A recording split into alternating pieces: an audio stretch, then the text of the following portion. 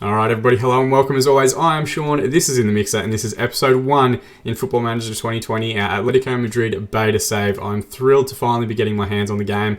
We did do a stream the other night. Thank you to the couple of people that did tune in, which I enjoyed quite a bit, having looked through some of the new features relating to it. But YouTube's my bread and butter. That's what we're going to be focusing on over the next 12 months in our couple of different series, in our couple of different saves. So super excited to be getting it up and running. Quite a few different things. Obviously, the main one that you guys are going to be seeing is all this stuff around you now. We've been working with a couple of different recording programs over the last couple of months. Working with a couple of different formats that we want the episodes to take, how we're going to work them, how we're going to continue to bridge the series and move forward. But as always, just like you guys voting for Atletico Madrid in this save, I want your feedback. So if you have anything that you guys want to see in the channel, anything that you think needs improving or to be worked on or whatever else, chuck it in the comment section below. I do want to continue to strive to be better and grow. And so much that's going to be driven by what you guys want to see. So things like background music, like I loved on Twitch the other night, being able to have like a playlist in the background. You can't really do that on YouTube because you pretty much get gated immediately. And not that my videos are monetized, but copyright strikes and all that sort of stuff can just be painful on YouTube. So maybe we can get some free rights music and just have it playing in the background as like a nice background melody while we go through our games. There's a couple of different things I've been looking at, but for this one, we're just going to go with the new structures. And if you have any feedback, by all means, put it in the comment section down below. Now, don't want to get too caught up in the intro, but I do want to show you guys something cool. Awesome transitions between our scenes, a little bit different in the presentation, a little bit different in the way that we've structured our videos as well. So again, if you do have feedback, even if it is negative stuff and you want me to go back to the old way, just let me know down below. I'll continue to do that. But let's get stuck straight into our save. Of course, defaults to Melbourne City because that is my favourite team. When the game booted up, I put in those details. But we're going to focus on Spain and Atletico Madrid. We're also going to, just to try and keep it as quick as humanly possible, just really load up that league. I'm thinking we're probably going to do maybe like 2, maybe 3 seasons before the full game is released. And then also the FM editor 85 on Twitter is releasing his level 10 database. His link will be in the description below. Please go and check him out, give him your support, because without him, we wouldn't be able to get our Isle of Man save up and running at all. Large database. We'll just go through the things down here. We're not going to use real fixtures. We're not going to add key staff. We're going to disable player attribute masking. I've been through it before, but I just, if you scout someone and you have enough scouts with that, which Atletico Madrid will, you'll find out players' attributes within 20 minutes. So it doesn't really do that much to mask their attributes ahead of time. It just kind of saves us a couple of days here or there. So I usually disable it. I understand why it's there. I get it, but it doesn't matter to me at all. And prevent use of the in-game editor, because I'm not a FIFA YouTuber. I'm not coming across the Football Manager. I don't need to do anything like that. If you did go and watch the end to our hashtag United series, those last few episodes are up now. They are both heartbreaking and uplifting. The things that make FM content great are sometimes your failures and eventually the triumphs that come after that. So we're not going to use any of the editor stuff. And of course, if you're brand new to the channel and this is the first series that you're watching on it, welcome. Thank you for joining. I really appreciate it. Chuck a comment in the comment section below. I do try and respond to every comment that I get. You can also reach out on Twitter in the mixer_FM if you want to be engaged in any way there. It is the quickest way to kind of get to me. I respond very quickly on there. And for those of you that aren't aware, we retired our old laptop, which has gotten us through quite a bit of Football Manager stuff. And we're now on a desktop setup, and that is why it just flew by there, which is fantastic to see. We're going to leave these details. Sean in the Mixer is the surname, Australian nationality, place of birth Melbourne, which is where I currently live, and Melbourne City, which is the team that I'm a member of, which is actually playing later today. I'm a very experienced Football Manager. Let's go and try and do it here because I think it might be a bit cleaner. I'll hire and fire everyone and do all the contracts. That's fine. Scouting, I'll do. Transfers and contracts, I'll do. Media, I'll do, but my assistant can do my tunnel interviews. Training, I'm just going to do the individual training portion. Tactics, I hate tactical briefings. They make no sense to me. I won't provide opposition instructions, and team selection advice I'll get from my assistant. Match day, leads team talks, handles touchline instructions, leads friendly matches. I'll let them do the friendlies as well.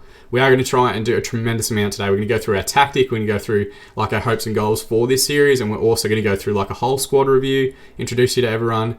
We're doing something weird in terms of the shape and whatever else, but I'll explain that to you when we get to it. And we're going to try and fly through our pre-season. I'm not looking to do anything too crazy for pre-season. Just get through it as quickly as possible. And hopefully in this episode, get to do the first match of the season as well. Now, this is the tricky part, the appearance. I have been trying to randomize a face that looks something like mine, but we're going to go and try and do it with a 3D model of my photo. So I said I wasn't going to do too many smash cuts. We're going to try and work those transitions in, but you will see a couple now. Probably not the best idea to be smiling, but we're going to give this one a whirl and see how it looks. I think that's roughly where you're looking. It's tough when you've got a beard to actually figure out where your face finishes. Oh my god, that is terrifying. So smiling might not be the right way to go about it, because I think the teeth are actually the lips. Probably not the best idea to be looking down, but let's give it a whirl, because I just want to see what it looks like. Can't even see my left there. Horrifying. Horrifying. Alright, a little bit better, but I'm kind of smiling a little bit, which isn't great. And you know what? These dots aren't... I feel like they're going just a little bit higher than where I click, so I'm going to have to aim accordingly. It's not bad, but it's also not great. Alright, we're going stoic. I'm not going to try and smile, I'm not going to try and smirk or anything like that. And I think regardless of how this one turns out, we'll just go with it anyway. Even if it does look like you need to allocate 11 points. Which one did I miss? Oh, the other ear. See how we go. Look, it's not great, but it's going to have to do. Alright, hairstyle is always tricky. I don't have bad hair, but it does recede further and further every day. That's not bad. It's not perfect, but it's not bad. We'll go with it, because I don't want to spend too much time on it. Now, the most exciting thing, you may have seen it in the build-up to the release of the game, that there was this particular player model shown in an FM20 stream where they went through the match, and all I could think of at the time was, I have a peacoat that looks exactly like that. Or, well, it's navy, but we can get pretty close to it here. Maybe just a tiny little bit darker. There you go, that's pretty close, isn't it? It's not far off. Of course, if it were real life, I wouldn't be wearing pants, but you guys don't really see that portion. Managerial style, I'm going to go with my pro license. If I was Atletico Madrid manager in real life, I would have a pro license, so we'll go with that. And Sunday League footballer, it's where the real heroes play. Given that we'll probably use this profile quite a bit, we're going to sort this out here. I'm just going to push these towards coaching attributes, because I've got one eye on our save with our stream save. If you go to In The Mixer at In The Mixer FM on Twitter, you can vote right now for our stream save. I've got two ideas. I want to do like a company man series, or employee of the month series is what I've currently loosely termed it, where I either take control of the City football group, which could be really interesting because I'm a Melbourne City member. They're a local team. I can capture footage at their games and work my way out from Melbourne City to New York City to Manchester City eventually, or do it with the Red Bull teams and work my way from New York Red Bull through to Red Bull Salzburg and then Red Bull Leipzig in the Bundesliga. So go onto Twitter now, vote for which series you'd rather see, and that might be our weekly Twitch save. This is what we're going to go with. We're going to go with, well, maybe I'll reduce this one. Yeah, change my mind. We're going to go with goalkeeper and fitness as my main two coaching attributes. Tactical, it will do a little bit higher, and mental, technical, and working with youngsters can all sit around 10. Attacking and defending, we'll bring coaches in to do that. And to be honest, like, I delegate most of the stuff anyway. Let's go with 2 man management and 2 motivating. Let's go with 3 motivating. And hopefully that's more than enough to get us through this beta save and hopefully work well for us in our future series as well. Club Atletico Madrid, blah, blah, blah, blah, blah. Now it feels like a proper In The Mixer video because I'm flooding my words. Atletico de Madrid have today confirmed the appointment of Sean In The Mixer as the club's new manager. 30-year-old is very generous. It's living in the past. That is terrifying. Why are my eyes so grayed out like I'm some sort of wizard? Club history, Enrique Cerezo, who I don't know that much about, is the chairman at Atletico Madrid. We don't currently have the kit set up, so I'm going to have to sort that out immediately. We've got a director of football, we've got an assistant manager who's going to hang around. Our 4.5-star reputation is probably the best of any team that I've managed on the YouTube channel so far, and our media prediction of 3rd is very fair when you've got Barcelona and Madrid. Of course, we're going to aim a little bit higher. The Metropolitano de Madrid at 67,829 capacity, built in 1994, but reworked quite a bit in the last few years. And Nuevo Cerro del Espino, butchering all these Spanish pronunciations. You can blast me in the comment section below if you're a native Spanish speaker. Excellent training facilities, great youth facilities, and excellent youth recruitment. We're going to have quite a few youngsters coming through, and that might be one of our focuses for the next few years. We've won the league quite a few times, most recently in 2014, but European success outside of the Europa League in 2018, really, we want to get to that next level and win ourselves our first ever Champions League. And fingers crossed, if we have a couple of seasons in this save, we can go and do that. They've suggested a 4-4-2. I'm going with something different, but we'll walk through that in a moment. And some good players there. Oblak as well, like one of the best goalkeepers in the world. Jimenez is also a fantastic player. Saul is a fantastic player. Koke is amazing. Morata and Costa are 2 excellent forwards up front. So we've got a ton of depth, which is great to see. This is the interesting part, and this was the main focus of the development for new features and stuff for Football Manager 2020. maintain self-sustainability, sign young players to develop for a profit, work within a wage budget. That's all fine. So we need to make sure we're in control of our wage budget the entire time. We're going to aim to win the Liga. We're going to try and reach the latter stages of the Champions League, but they're not super important. Supercopa is not important to them, but Champions League, reaching the quarterfinals at a minimum is required, and winning La Liga is also required. So there's some lofty goals that we're going to have to try and go after, but I am confident. This will be a much more in-depth series. The way that the #United series last year started out, where we did 10 episodes a season, that's what you should expect to see for the Atletico Madrid series as well. We'll get to 20 or 30 episodes, do 2 or 3 seasons, and you guys will see a lot more of it. So we can change and tweak and do a whole bunch of different stuff in the lead up to that. And of course, my deal expires at the end of the season, so there's not much more in terms of the 5-year plan. Schedule a press conference, yeah, we'll do that. Inter-squad friendly, we don't need an advice report. Yeah, let's have a look at it from the backroom staff. Here we go. Sean in the mixer, Atletico Madrid. Fantastic. And you can see in the background there, Atletico Madrid have today confirmed the appointment of Sean in the mixer as the club's new manager, an Australian international. Many eyebrows raised, and Diego Simeone is very unfortunate. I wonder if he would want to come as an assistant. No, not interested. Fair enough, can't really blame for that one. VAR has been sacked as the Atletico Madrid manager. We're going to skip the tactics induction, not worry about that. Club vision and expectations, let's just accept what they suggested, that's fine. And our pre-season schedule, they want us to work on technical stuff. We'll go through and set up our tactic and everything first before we do any of that. But first and foremost, let's go and have a look at the squad. Let's get rid of all these guys in dark purple here because they are out on loan in other clubs. I'm going to move them to the under-19 squad. And then what I'm going to do is quickly, we're going to smash cut through and I'm going to do a little bit of a review of who's actually here and what we want to do. And I might also load in our tactic and we'll go through that. So we'll see that in a moment. All right, just like that, we've put in our 3 tactics that we're going to go through. So this is a 5-2-3 shape. I've been using it in FIFA 20. We're going to do some live streams on the channel for FIFA 20 as well. We'll have those coming up in the next couple of days, weeks, months, whatever. But I've been using this shape and been really intrigued if I can get it to work in Football Manager as well. It works pretty well. It's kind of a little bit similar to the way that Wolves actually play at the moment and their structure. There's a couple little holes here, but I'm thinking we can manage that by having ball playing defenders set to stopper and one as cover because we've got a player that can actually do that. I want to have complete wing backs because I've never really tried it and they've always been fantastic in a lot of other content that I've watched for Football Manager 2020. 2 deep lying playmakers in midfield that are just trying to support the forward players and the wide players as well. Basically like key hubs for transitions and things like that. Not necessarily looking to burst on themselves. 2 inside forwards on attack and a complete forward. And we might actually make the complete forward a supporting complete forward. I'm not 100% sold on how I want to work the complete forward role, but we'll set it to attack for the time being because that's what I put. In possession, we're just going to look to try and get it forward as quickly as possible. Most of Diego Simeone's teams were very hard-working, small block teams, very flat 4-4-2s, things like that, minimising distance between your lines, whatever else. We want to continue to try and do the same thing. Contra la prensa is a gegenpressing in Spanish. That's basically all I did, was I tried to take a gegenpressing tactic, worked it out a little bit differently to kind of change what we're trying to do here, and each episode I'm going to try and have a Spanish word of the day. That isn't it. Watch as I immediately now forget to do it at the end of the episode, and we go all the way through, but that's just good foreshadowing. So we're going to try and bring that philosophy to Spain and continue that work that Simeone's done. He's got a squad that can do that sort of stuff, so we should be able to do it as well. In transition, distribute quickly, counter press, and counter. And out of possession, we're going to defend a little bit narrower. We're going to play with a higher defensive line and a higher line of engagement.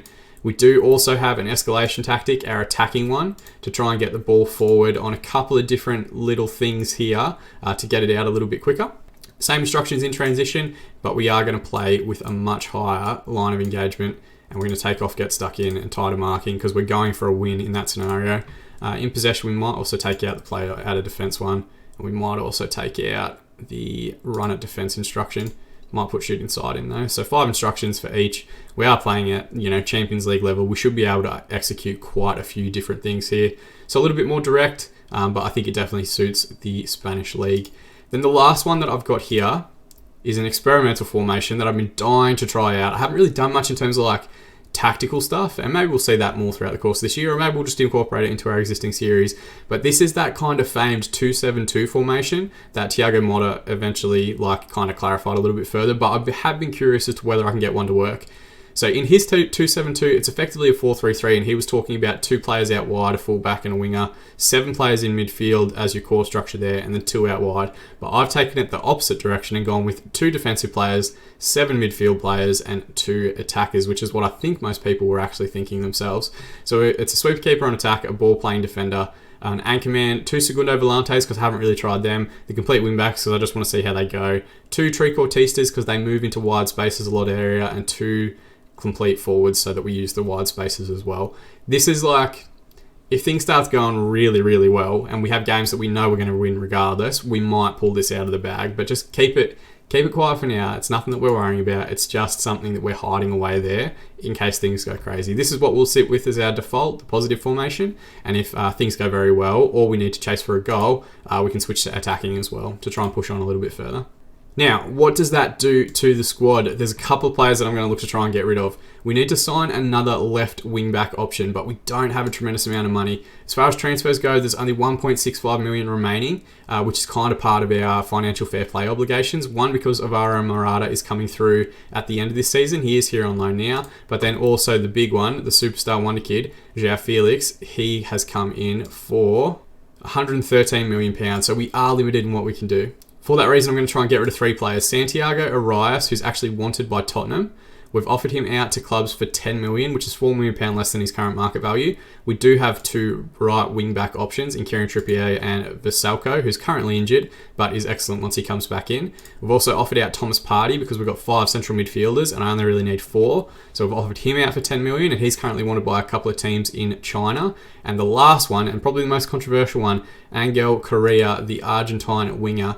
We've got 5 wingers. I need to get rid of one of them. Vitolo is Spanish, and we'll go through someone that I want to try and bring in a moment. But Angel Correa at 37.5 million, probably not going to start. I think Thomas Lemar and João Felix will play as the 2 wide players, and we can try and cash in on him while there is some interest. So we've offered him out to clubs for £40 million. If no one comes in, we might offer him out again for 30, just to try and get him off the books. And hopefully getting rid of those players raises us enough money to bring in a couple of squad depth players. Nobody for a starting 11, just squad depth, which are these 3 young Spanish players here. Tony Herrero, who is a left wing-back option, George Hernando, who's a central defender, and Robert at Real Betis, who looks like a good right-wing option cutting in from that side. They're all relatively cheap. The reason that, the way I found these guys first is that I went into the young national teams and had a look at who was wanted, and then had a look at who might have a decent release clause so that we can bring them in for like less than £2 million. That's how we found Herrero and Hernando, and very similar with Ribera as well. He's in the under-20 squad, I think it was. So that's how I've identified bringing in that Spanish talent, and they've all got pretty good release clauses. So we're just going to try and activate each of those now. This is set to pounds. We should set it to euros because that's where we're managing. It just makes the most sense, right? So not a tremendous amount of difference anyway between them. So 575 triggers the release clause for Robert. 700,000 euro triggers it for George Hernando. It's probably Jorge Hernando, but like I'll forget. So let's just call him George. We'll make that offer. Tony Herrero, his is 1.4 million. So a little bit more for him. We might actually have to raise those funds. But ideally, it's a pretty cheap way to bring in young players. You can't do that shit in England because they just don't have release clauses, or alternatively, they don't want to come to other clubs in the same division. I've reset our scouting packages to none and none to try and get that extra money into the transfer budget. So it's kind of brought us back to 0 with wage budget, which is the thing that we have to watch as part of like our club structure. No, what was it? Our club philosophies have to be on top of our wage budget this season. Can't let it go over. And we do have to try and raise, I think, about an extra £1 million. But if we can get rid of those 3 players we spoke about, we should ideally be able to bring someone straight in without any concern. So that's the key that we want to go with there. I've also been fiddling around with the display options here. You guys can see now like potential ability, media descriptions, contract statuses, all that sort of stuff. And as far as player searches go, there's quite a few different players that we're already aware of that would be interested in coming to the club if we went after them. So we've got a whole bunch of options ahead of us, but we're going to just focus on mainly this core squad for season 1 and bringing in those couple of Spanish youth internationals that we spoke about to round out a full squad of 22. Now, here is how I see our lineup going. We're going to have Lemar and Felix as the wingers up front, which is very, very important. They're going to continue working on those roles in training. Murata will lead the line as the complete forward on attack, which is his main stat. We've got two excellent midfielders in Saul and Koke. They are leading midfielders in this division, which is fantastic to have them there. And I think as a two-man partnership, it's really everything we could ask for. Ronald Lodi at left wing back is a little bit of a gap that we've got. He does need to improve a little bit, but hopefully we can bring in Hermoso, and with his high potential, fingers crossed, he can push for a starting spot there. Trippier will play as the complete wing back on the right, but he will be going toe-to-toe with Vasalko once he's actually fit. And then Felipe, Savic, and Jimenez will play as the central defensive partnership, all three of them together. Two ball-playing defenders on stopper duties so that they step up into midfield as quickly as they can. Jimenez and Felipe will do that role, and Savic, because it's his natural position, he'll be the covering defender dropping off. And of course, Oblak in goal will play. Actually, I haven't set that up, but he's going to be a sweeper keeper, set to defend, so that he comes out and goes for any balls that might accidentally pop over the top. And we'll do the same thing in the attacking instruction as well, set him to defend. That's the way I see it going. There's quite a bit of depth. Like, if we look at the players that haven't been picked, Hector Herrera is a really good player. Diego Costa is a phenomenal player. Maybe he should actually be starting ahead of Alvaro and Murata. Either of them really could play in that complete forward role without any concerns. He's still only 30, which is insane, considering how long he's been around and the fact that he looks like a 65-year-old man. Hermoso looks like a good central defensive option. Marcus Llorente looks fantastic as a central midfield player. So there's quite a bit of depth. Probably the best squad that we've had at any point throughout our YouTube series. Alright, our pre-season schedule is pretty much just going to be 10 games. We're going to try and play as many games at home as humanly possible so that we don't have that extra travel portion. And just 2 games a week, Wednesday and Saturday games. I've taken control of the friendly announcements against higher profile opposition from around Europe. Couple of English teams in there, couple of German teams, couple of Italian and French teams in there as well. We're also going to play the 2 Argentine superpowers if they will come across. But really, I just want to kind of have some consistency until we get into the season.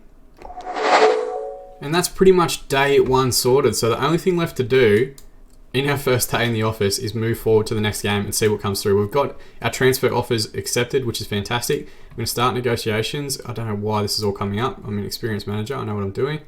So, blah, blah, blah, blah. Play contract. I'll do all that stuff. Now, this guy is willing, but there's interest in his service. Let's see if these promises work for him. They do, which is fantastic. He doesn't want anything crazy in terms of wages, so I'm just going to offer him what he wants and be done with it. We've also got the same for George Horando. He's keen to come in. Again, doesn't want anything crazy.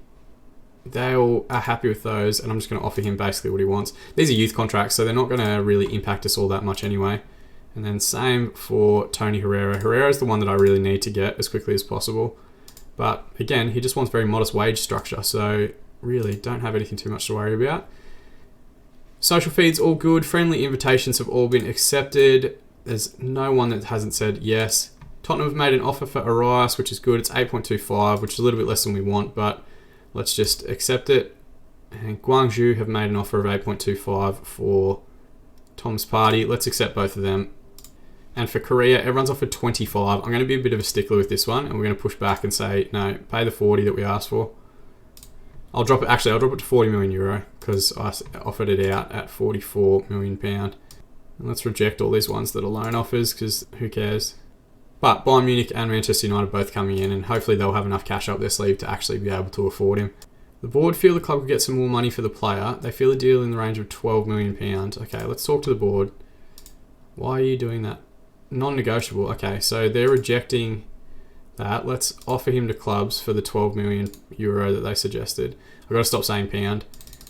But I will get out of that habit soon enough. Offer to clubs. Alright, so they've cancelled both those deals, which is interesting. It's a new feature in this game. It makes sense, like I get it. But I need cash. And they should know that we need some room to work within financial fair play. Alright, they've offered 9 million. Let's reject it then. Alright, I'm going to decline to... Thomas Partey's upset about it. Let's actually see what he wants. I blocked the transfer because the offer wasn't good enough. You have... Oh no, I don't want it to be the release clause. The finances weren't right. And let's just say 12 million, which is what we want. Yeah, and he's fine with that. Okay, that worked out okay. So hopefully they come back in and offer the 12 million euro. Now this is one of the new parts as well in the game. The code of conduct that you can set. If you miss training, you're getting a week's wages fined immediately. And then anything beyond that is 2 weeks. If you miss training or go AWOL, you're not getting paid. Easy as that. Multiple ban bookings. I'm just going to give warnings for first-time offenders because sometimes you do see weird shit happen. But then after that, it's a week's wages. And if it's multiple, then it's 2. Let's see how they respond to that. Okay, Beijing have come in and offered 13.25. We'll accept that one. Manchester United have offered the 40 million that we requested. We're going to reject the one from Bayern Munich. They know what we want. And our squad dynamics, Diego Costa, Koke and Saul, all players that are in the starting lineup are the team leaders that we've got there. We'll introduce ourselves and say assertively, many of you probably haven't heard of me because I'm a random nobody from Australia.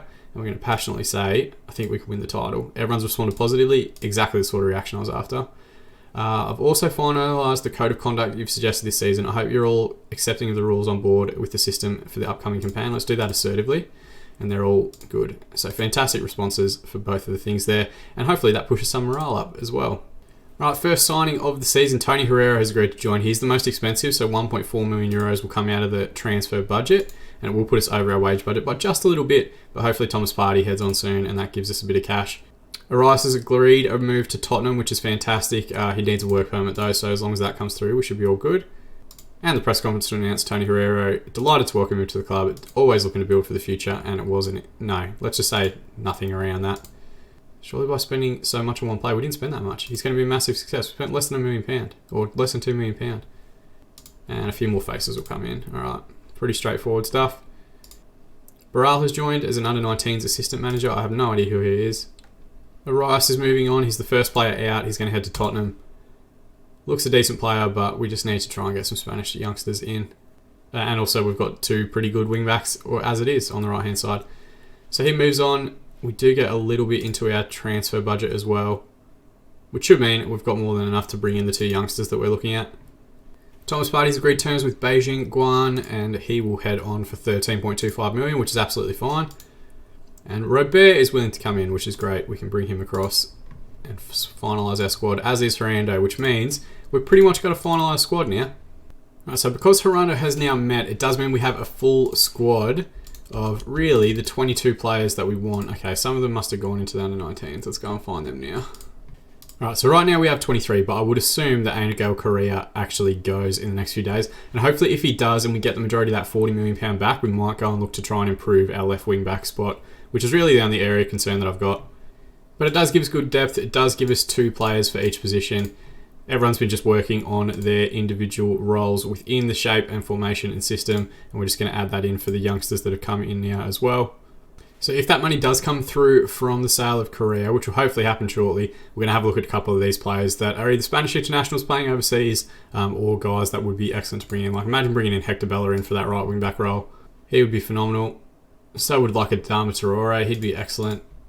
David Silva's leaving Manchester City on a free transfer, which is already agreed. Like I'd happily bring him in for really any role. For the left wing back spot, like Marcus Alonso might be an excellent shout for it. We might also look at Jose Gaia, who's actually in the division, but I think he'll be tough to pry away from Valencia. Similar story with Alex Grimaldo, looks to be a good player. Playing at Benfica, they'll want a bit of cash for him, so hopefully we can get that in and close out that final squad spot. But worst case scenario, if it does end up being Renan Lodi and Herrera is the backup, like that's absolutely fine. We'll build in the summer again.